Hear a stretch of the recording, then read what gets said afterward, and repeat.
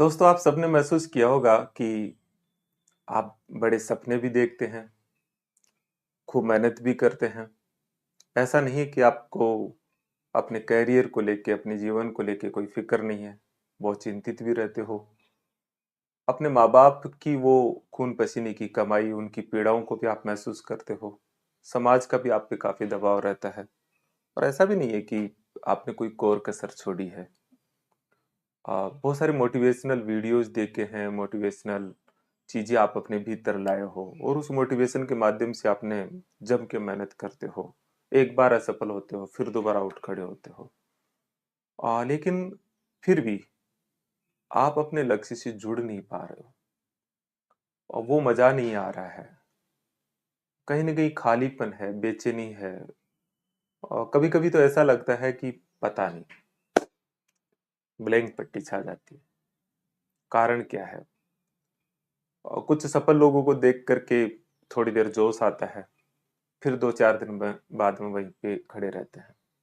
तो ये सारी चीजें आप सब लोग महसूस करते होंगे और ये सब चीजें मैंने इन दिनों आप सब साथियों के साथ बैठ करके आपसे जब विचार साझा किए, आपके बैठा, आपकी पीड़ाओं को सुना, तो मैंने महसूस किया ये सब चीजें। और ऐसा नहीं, उस सारे दौर से मैं भी गुजरा हुआ हूँ, मेरे साथी भी गुजरे हुए हैं। तो मैं हूँ doctor CB Yadav, assistant professor Rajasthan university, और आज आपसे इसी मुद्दे पे बात करने के लिए जो मैंने अनुभव लिया है। और चूंकि मैं एक विज्ञान का विद्यार्थी रहा हूँ, तो साइंस और आध्यात्म को जोड़ के, और एक जिज्ञासा रही है शुरू से। और शुरू से इतनी जिज्ञासा थी, मैं आपको बताता हूँ कि जब मैं छोटी क्लासेज में पढ़ता था, छठी, सातवीं, आठवीं, नौवीं, 10वीं तक की बात बता रहा हूँ, तब दूरदर्शन पे एक कार्यक्रम आता था कि लर्निंग कैसे होती है। तो मैं उसको देखने के लिए बहुत दूर जाता था। हमेशा से उस विज्ञान को पकड़ने की कोशिश की, हमेशा जो जो जिसके माध्यम से मानव के भीतर की शक्तियों को कैसे उपयोग किया जा सकता है। इसलिए एक तो लंबा अनुभव है, एक रुचि है। तो मुझे लगा कि आज मैं आप सबसे इस बात को साझा करूं। पिछले दिनों विशेषकर RS मुख्य परीक्षा के सिविल सर्विसेज के विद्यार्थियों के साथ संवाद रहा, उनके साथ बैठक उठक रही। असिस्टेंट प्रोफेसर इंटरव्यू के बच्चों के साथ मैंने लगभग 800 बच्चों के साथ वन टू वन रूबरू किया। तो ये चीज मैंने महसूस की, ये जो मैं आपसे साझा कर रहा हूँ। और सॉल्यूशन क्या है, कारण क्या है? तो मैं एक छोटे वीडियो में आपसे आज कोई किताबी बातें नहीं कर रहा हूँ, छोटे वीडियो में ये सारी बातें आज साझा करूंगा कि आ, इसके पीछे का रूट कोज क्या है और उसे हम कैसे पार पा सकते हैं। इसलिए इस वीडियो को अगर आप आखिर तक देखेंगे तो मैं निश्चित तौर पर एक विश्वास से कह सकता हूँ कि हो सकता है यहाँ से आपको एक रास्ता दिखाई दे। थोड़ा बदलाव तो जरूर लाएगा। इसलिए इसके एक एक शब्दों को अनुभव मानते हुए ध्यान से सुनिएगा। देखिए, मैंने जो महसूस किया और एक विज्ञान के विद्यार्थी और आध्यात्म को देखा, तो इन सब चीजों के पीछे कारण क्या है? इन सब चीजों के पीछे कारण यह है कि हमारा जो लक्ष्य है और हमारा जो एफर्ट्स है, मतलब आप जो प्रयास कर रहे हो, जितने भी प्रयास कर रहे हो, ये एफर्ट्स और जो आपका गोल है, इन इनको जोड़ने के बीच में एक सबसे बड़ी बाधा है, बहुत बहुत बड़ी बाधा है। वो है आपका विचारों का जो, मतलब इतने विचारों का जो फ्लो होता है, तूफान आता है। अचानक से एक आप अपने लक्ष्य के प्रति जुटे, एक तूफान आया, पता ही नहीं चला कितना समय लगे, फिर उसे तोड़े, फिर जुटे, फिर पता ही नहीं, फिर आ गया। फिर थोड़ा सा कॉन्फिडेंस लूज हो जाता है, मोबाइल की स्क्रीन पे चला जाता है, फिर एक लंबा टाइम चला जाता है, फिर कोशिश करते हैं, फिर टूटता है, और फिर धीरे धीरे कॉन्फिडेंस कमजोर होता चला जाता है। ये एक रूट कोज है। मैं मेरा एक उदाहरण देता हूँ जिससे आप और बेहतर तरीके से कनेक्ट कर पाएंगे। मैंने रनिंग शुरू की, तो थोड़ी देर दौड़ता, कोशिश ऐसे संकल्प लेके जाता, आज 7 या 8 किलोमीटर दौड़ेंगे। थोड़ी देर दौड़ता, एक आधा किलोमीटर होता, फिर पता ही नहीं चलता, एक विचारों का फ्लो आता और ऐसे पता ही नहीं चला, फिर याद आता, फिर दौड़ना शुरू कर देता, फिर 3-4 किलोमीटर दौड़ के फिर लगता है ठीक है, चलते हैं। एक दिन मैंने मेरे एक एक एक साथी तो नहीं थे, कोई दौड़ रहे थे गाने बजाते हुए, तो मैंने उनके साथ पीछे पीछे दौड़ना शुरू किया। और पता लगा दोस्तों कि मैं उस दिन मैंने देखा घड़ी में कि 9 किलोमीटर कंटिन्यू दौड़ता हुआ चला गया। वजह क्या थी? चाहे वो गाने थे या उसके साथ उसके कदमों को देखते हुए जब मैं चल रहा था, दूसरे विचार नहीं आए। तो सबसे बड़ी चीज है कि हमको हमारे लक्ष्य से, हमारे समर्पण से, हमारे डेडिकेशन से जोड़ने में सबसे बड़ी प्रॉब्लम है वो है जो विचारों का फ्लो आता है। जब तक आप उन्हें नहीं हटाएंगे, आप कनेक्ट नहीं हो पाएंगे। और तमाम सारी चीजें जो मैं रोज बताता हूँ, उनसे ज्यादा जरूरी मुझे ये लगा कि मैं आपको कनेक्ट करना, थोड़ा विज्ञान जो इसके पीछे का है उस पे बात करूं। तो क्या बाधा है इसमें कि क्यों ये विचारों का फ्लो आता है, चित्त क्यों स्थिर नहीं होता, क्यों फोकस नहीं हो पाते? तो देखिए, बहुत सारी अलग अलग चीजें हैं, मैं उन पे नहीं जाता, लेकिन एक विज्ञान मुझे समझ में आया था, और ये मैंने काफी इस पे काम भी किया है, और ये साइंस है और परफेक्ट सा साइंस लगता है मुझे। वो साइंस ये है कि आपने, हमारे जो लंग्स होते हैं, हमारे दो लंग्स होते हैं ना, हमारे दो दो लंग्स है। इन लंग्स में क्या होती है? एल्वेलाई होती है। ऐसे बहुत सारी एल्वेलाई होती है, ऐसे छोटी छोटी छोटी छोटी ऐसे। आपको पता है, कोई मतलब हजारों, मतलब सैकड़ों किलोमीटर, हजारों तो नहीं, सैकड़ों किलोमीटर का क्षेत्रफल होता है ये एल्वेलाई। पूरे लंग्स ऐसे भरे रहते हैं। ये ये है। अब है प्रॉब्लम क्या है? मैं आपको, ये डायफ्राम होता है, ठीक है, नाभि, ये मतलब, मैं साइंटिफिक चीज बता रहा हूँ। प्रॉब्लम ये है मित्रों कि हमारी जो रिजिडुअल गैस होती है, जिसे हम अवशिष्ट गैस कहते हैं, जो रिजिडुअल गैस है, जिसमें कि कार्बन डाइऑक्साइड की कंसंट्रेशन ज्यादा होती है, ऑक्सीजन की कंसंट्रेशन कम होती है, वो यहाँ भरी रहती है। और 70% लंग्स जो है वो हमारी इसी रिजिडुअल गैस से भरा रहता है। और वो रिजिडुअल गैस जो एक तरह से अ, हम अशुद्ध गैस कहेंगे, वो अगर हमारी एल्वेलाइज में जमा है, तो वो चित्त का सीधा संबंध, मन मन का सीधा संबंध उससे होता है। अगर वो खाली है और उसमें अच्छी गैस है, तो चित्त शांत हो जाएगा ऑटोमेटिक। एक दूसरी चीज ये होती है कि जो श्वास लेते हैं हम, तो श्वास लेने का जो तरीका था या तरीका है, जो बच्चे, छोटे बच्चे को देखा करो, वो श्वास नाभि से ले रहे होते हैं, यहाँ से मतलब श्वास लेने में ये नाभि दबती है। जबकि हम जो श्वास धीरे धीरे जिस प्रैक्टिस में आ गए, कंफर्ट जोन में, वो श्वास यहाँ छाती से ले रहे होते हैं। आप महसूस करना, उससे हो क्या रहा है कि जो नाभि से श्वास लेने में हो क्या था, नाभि से जब हम श्वास लेते हैं, तो ये जो रिजिडुअल गैस बाहर आती है और लंग्स में ज्यादा से ज्यादा ऑक्सीजन सप्लाई होती है। लंग्स में ऑक्सीजन होगी तो वो फिर हमारे पूरे ब्लड में जाएगी, फिर एटीपी से एनर्जी में कन्वर्ट करेगी, हम एनर्जेटिक रहेंगे। वो तो एक अलग साइंस है। लेकिन मन, विचार और चित्त का सीधा संबंध इससे है। मतलब ये जो विचार है, ये मान के चलिए कि ये आपकी समस्या नहीं है, कि ये आपका दोष है। इसके पीछे जो वजह है वो ये रिजिडुअल गैस है। अगर हम इस रिजिडुअल गैस को कम करें, हमारे लंग्स को खाली रखें और लंग्स में शुद्ध वायु प्रवेश करने दें, और ये जो श्वास की, जो लंग्स की स्पीड है, उसको अगर हम कम कर दें, मतलब उसे हम कम कर देते हैं, तो धीरे धीरे विचारों का फ्लो कम हो जाता है। एक बेसिक सा साइंस है। बाकी दूसरी तमाम चीजों की जगह ये एक चित्त को बिल्कुल स्थिर कर देता है। अब आपका सवाल होगा कि अगर ऐसा है, पहले तो आप इस पे विश्वास करें, थोड़ा सा इसे खोजें, लेकिन इसे करके देखोगे तो आपको विश्वास हो जाएगा। तो सवाल है कि ये हो कैसे, मतलब हम कैसे करें? तो एक तो तरीका है कि हम श्वास लेने के तरीके में थोड़ा सुधार करें, ऑब्जर्व करें अपने आप को, कि हम श्वास जो ले वो गहरा ले, मतलब ऐसे। एक तो ये है कि हम, और निरंतर हम दिन में 3-4 बार अपने आप को चेक करें कि मैं सही ले रहा हूँ क्या। थोड़ा धीरे अपने आप हो जाएगा। तो विचारों का फ्लो कम हो जाता है जब हम ये करते हैं, लेकिन एक पावरफुल विधि है इसके अलावा भी।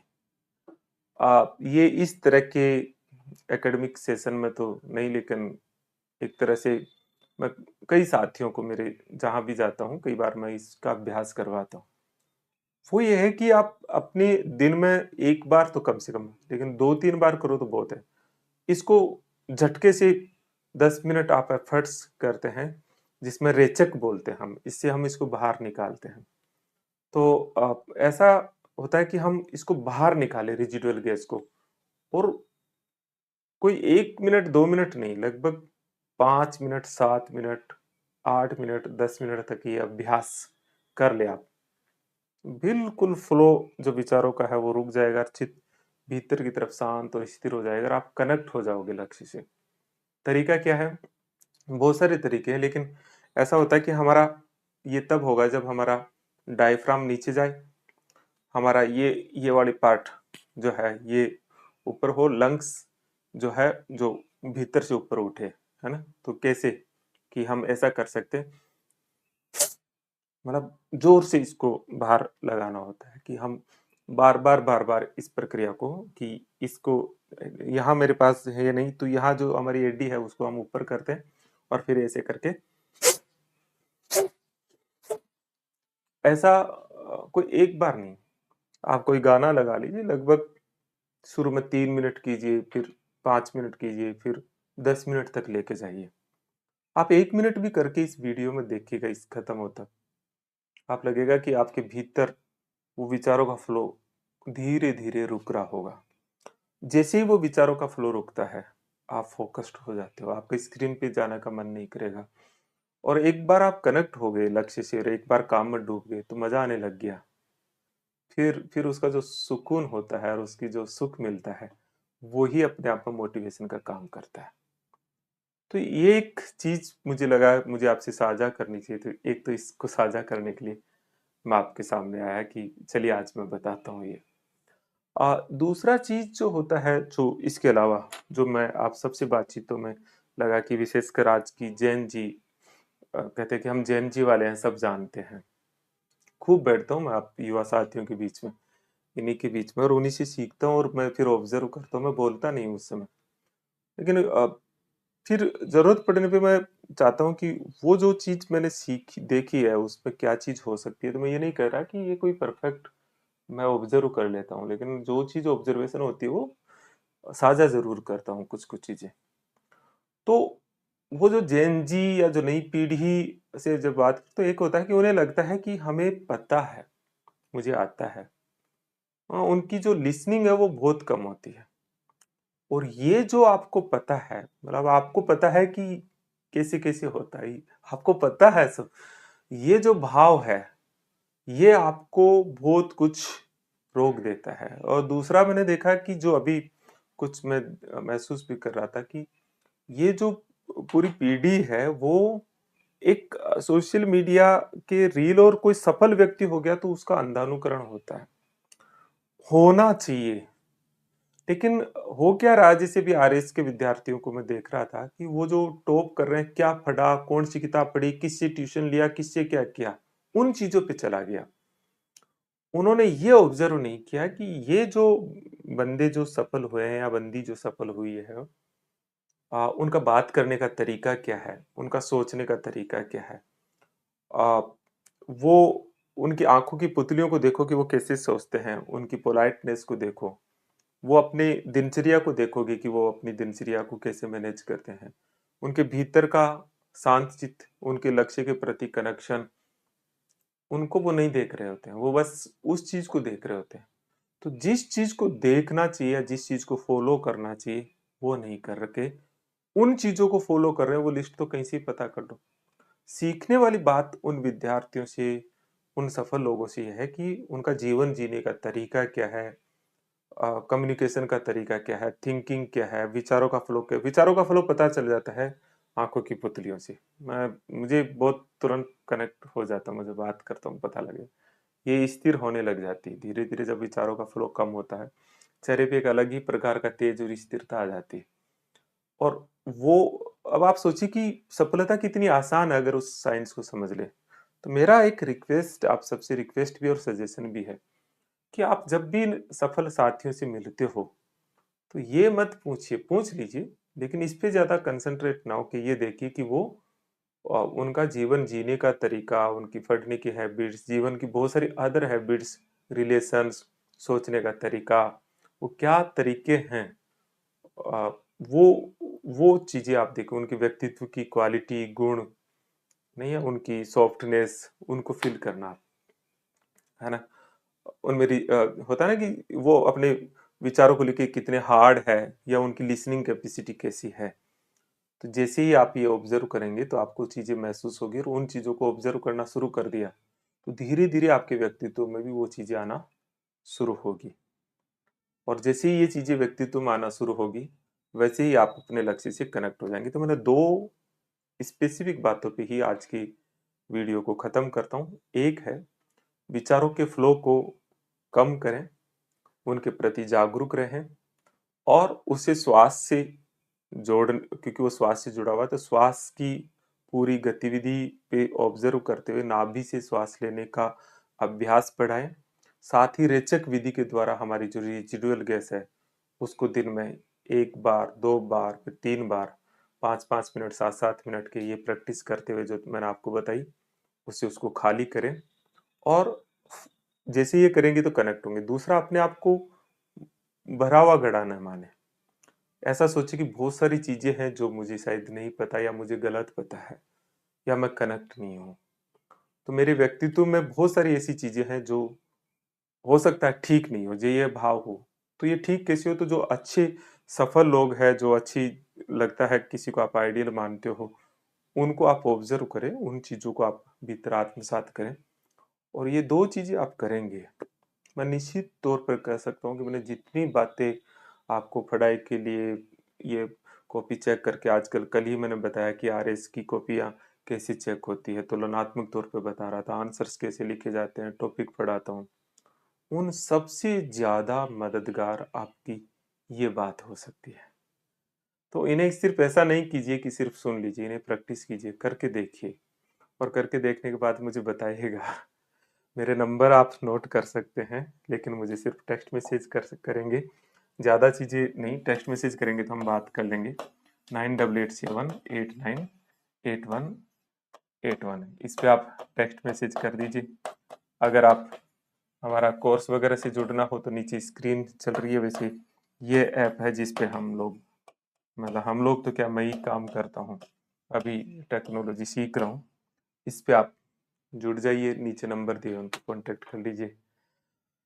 कैसा लगा आपको देखना मुझे ज़रूर कमेंट करना, और ठीक ठीक लगे तो ज़रूर साथियों को भी भेजना। भेजना भी, इसमें भी कंजूसी करते हैं आप, भेजा करो। थोड़ा दिल खुला रखना चाहिए कि सबको फायदा मिले। तो किया कीजिए। खुश रहिए, स्वस्थ रहिए। फिर हम किसी और किसी मुद्दे पे ज़रूर जल्दी ही मिलेंगे। नमस्कार।